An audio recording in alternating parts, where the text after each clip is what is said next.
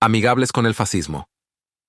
Una de las cosas que los escritores mainstream convenientemente pasan por alto es la forma en que los estados capitalistas occidentales han cooperado con el fascismo.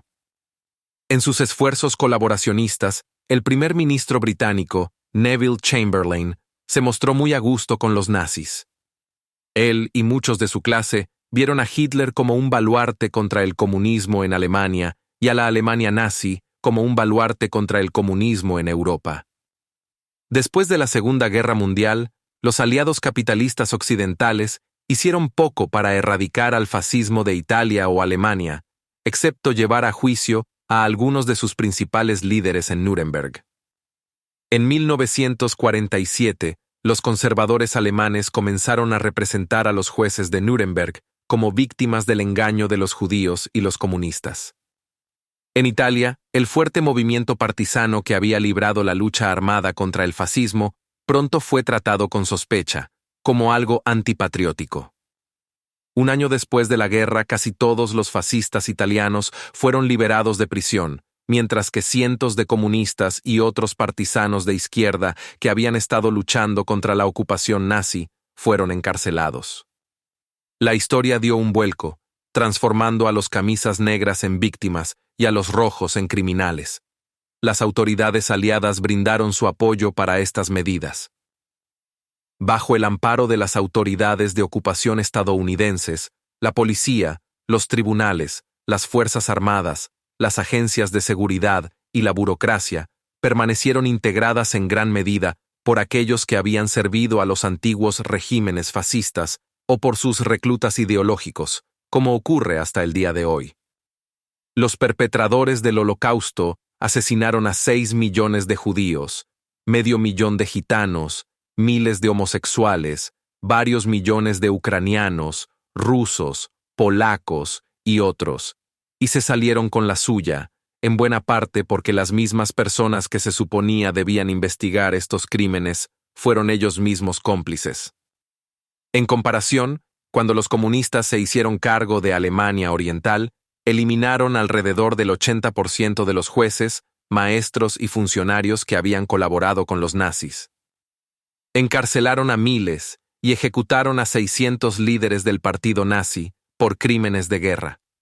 Habrían fusilado a más criminales de guerra si no hubiesen huido tantos al abrazo protector de Occidente.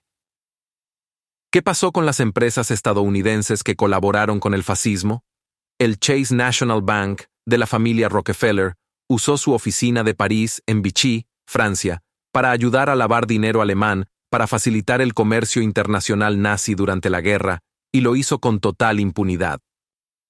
Corporaciones como DuPont, Ford, General Motors e ITT poseían fábricas en países enemigos que producían combustible, tanques y aviones que causaban estragos en las fuerzas aliadas. Después de la guerra, en lugar de ser procesada por traición, ITT recaudó $27 millones del gobierno de los Estados Unidos por daños de guerra infligidos a sus plantas alemanas por los bombardeos aliados. General Motors recaudó más de $33 millones. Los pilotos recibieron instrucciones de no atacar fábricas en Alemania que fueran propiedad de empresas estadounidenses. Así, Colonia fue casi arrasada por los bombardeos aliados, pero su planta de Ford, que proporcionaba equipo militar al ejército nazi, quedó intacta. De hecho, los civiles alemanes comenzaron a utilizar la planta como refugio antiaéreo. Durante décadas, los líderes estadounidenses han contribuido para mantener vivo el fascismo italiano.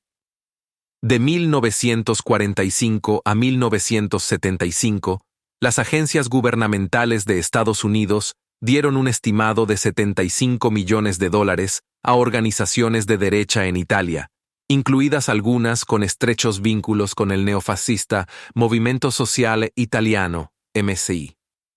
En 1975, el entonces secretario de Estado Henry Kissinger se reunió en Washington con el líder del MSI, Giorgio Almirante, para discutir qué alternativas podrían considerarse en caso de que los comunistas italianos ganaran las elecciones y tomaran el control del gobierno.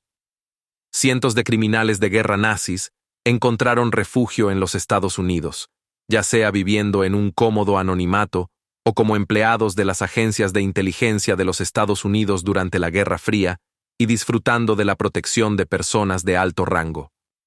Algunos de ellos llegaron a ser asesores de campaña para candidatos republicanos a la presidencia, tales como Richard Nixon, Ronald Reagan y George Bush.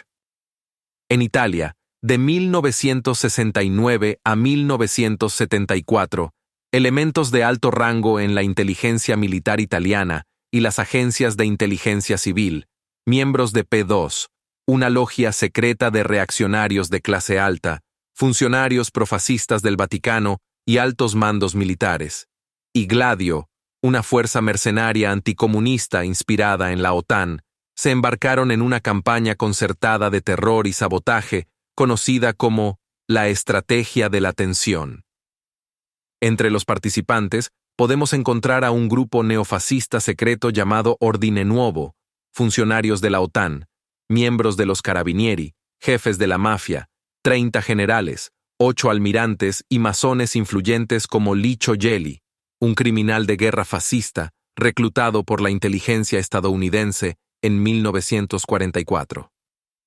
El terrorismo fue apoyado e instigado por el aparato de seguridad internacional, liderado por la CIA. En 1995, la CIA se negó a cooperar con una comisión parlamentaria italiana que investigaba la estrategia de la tensión. Los conspiradores terroristas llevaron a cabo una serie de secuestros, asesinatos y masacres con bombas, entre ellas la explosión que mató a 85 personas e hirió a unas 200, muchas de ellas de gravedad, en la estación de tren de Bolonia en agosto de 1980.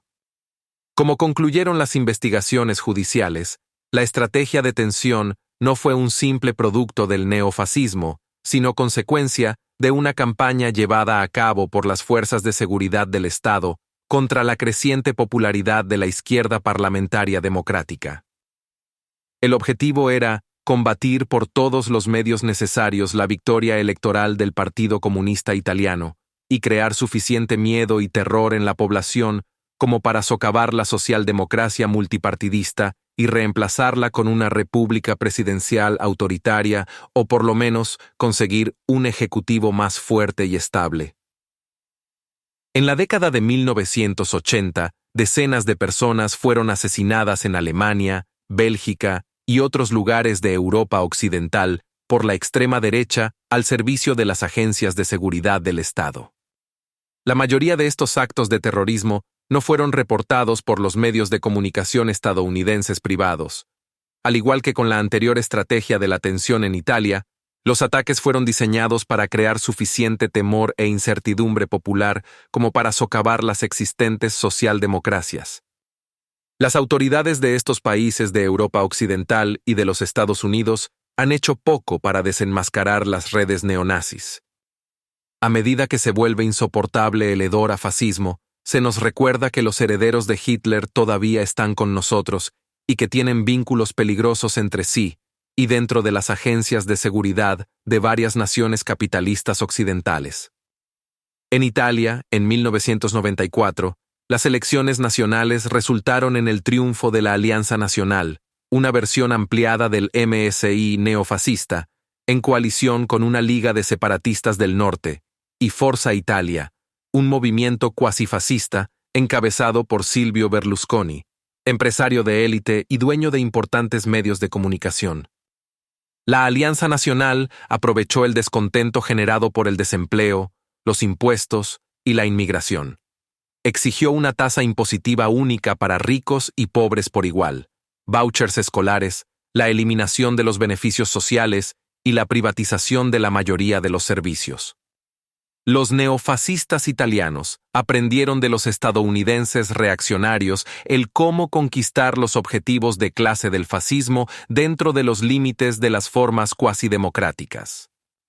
Hacer uso de un alegre optimismo reaganiano, reemplazar a los militaristas de botas altas por showmans mediáticos, convencer a la gente de que el Estado es el enemigo, particularmente en lo que refiere a los servicios sociales, mientras se fortalecen las capacidades represivas del Estado. instigar la hostilidad racista y los antagonismos entre la población residente y los inmigrantes, predicar las virtudes míticas del libre mercado y buscar medidas fiscales y de gasto que redistribuyan el ingreso hacia arriba. Los conservadores de las naciones occidentales utilizan formas más sutiles de la comunicación de masas fascista. En los Estados Unidos, propagan consignas que suenan populistas al estadounidense promedio, mientras presionan silenciosamente por medidas que sirvan a los intereses de las personas y corporaciones más ricas. En 1996, el presidente derechista de la Cámara de Representantes, Newt Gingrich, mientras proponía una nueva agenda regresista que supuestamente revitalizaría a toda la sociedad, anunció: «Soy un auténtico revolucionario». Ya sea en Italia, Alemania, Estados Unidos o cualquier otro país, cuando la derecha ofrece una nueva revolución o un nuevo orden, está al servicio de los mismos viejos intereses de los adinerados, llevándolos por ese viejo camino de reacción y represión que tantos países del tercer mundo se han visto obligados a recorrer, el camino que los de arriba quieren que todos recorramos.